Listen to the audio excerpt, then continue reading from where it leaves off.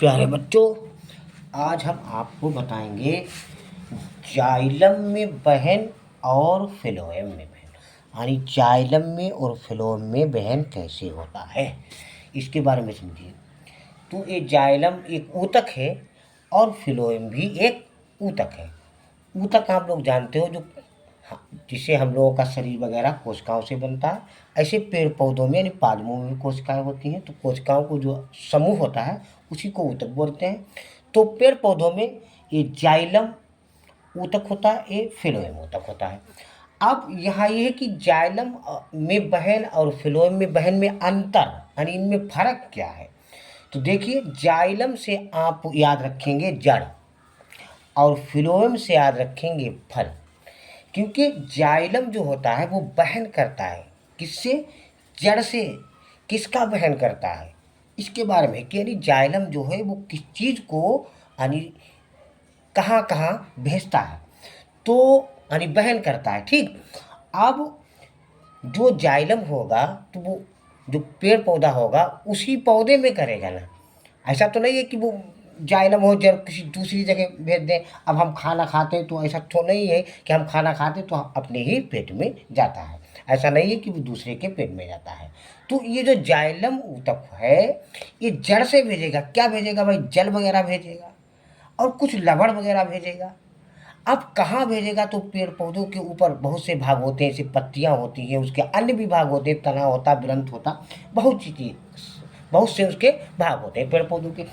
तो जाइलम जो ऊतक होता है, ये जाइलम जड़ से और पत्तियों व अन्य भागों में जल व घुले लवण परिवहित करते हैं। यानी जो जाइलम ऊतक होता है वो जो जड़ में जो जल होता है और जो उसमें लवण वगैरह नीचे घुले हुए होते हैं उनको परिवहित करता है, ऊपर की तरफ पहुंचाता है।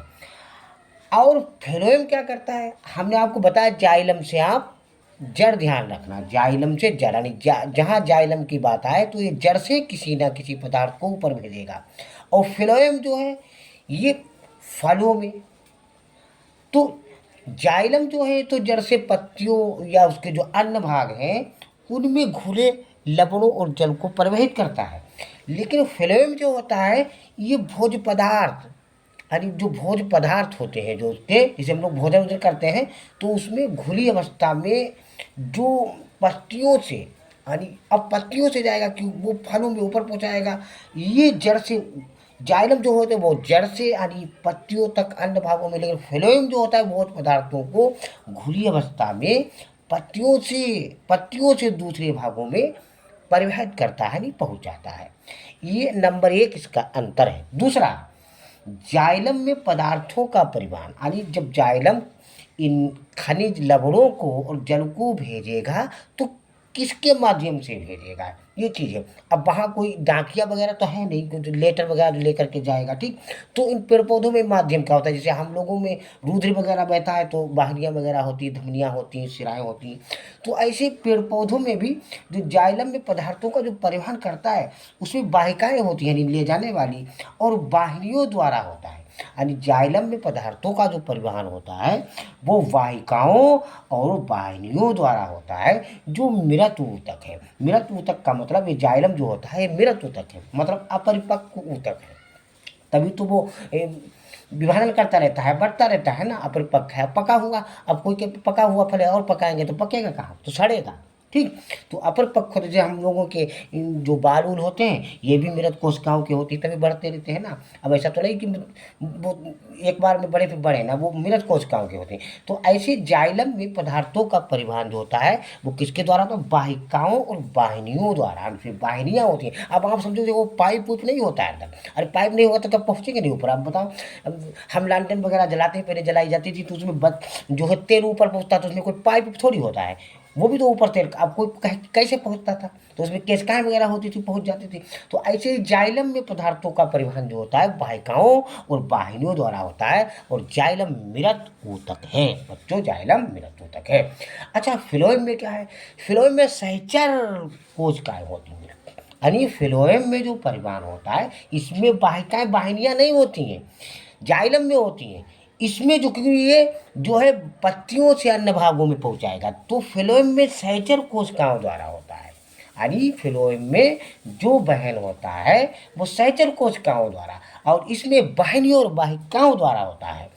और नंबर 3, जल, यानी जो नीचे जड़ में जो पेड़ पौधा होता है उसमें जल व घुले लवण अपरिमुखी दिशा में, यानी नीचे, जड़ तो नीचे होती है ना, तो अपर मतलब ऊपर जाएंगे, ऊपर की तरफ जाएगा।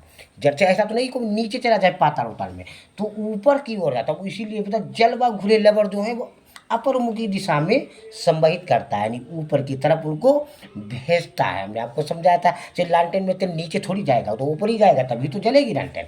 तो जो जल व घुले लवण होते हैं जाइलम में, वो अपरमुखी यानी ऊपर की दिशा में उनको संवहित करता है, उनको भेजता है। कहाँ भेजता है, हमने आपको बताया था, ये पत्तियाँ उत्तियाँ और उसके अन्य भागों में भेजता है। और इसमें क्या होता है, संवहन दोनों दिशाओं में हो, यानी अपरमुखी तथा अधोमुखी, यानी ऊपर की तरफ भी होता है और नीचे की तरफ भी होता है।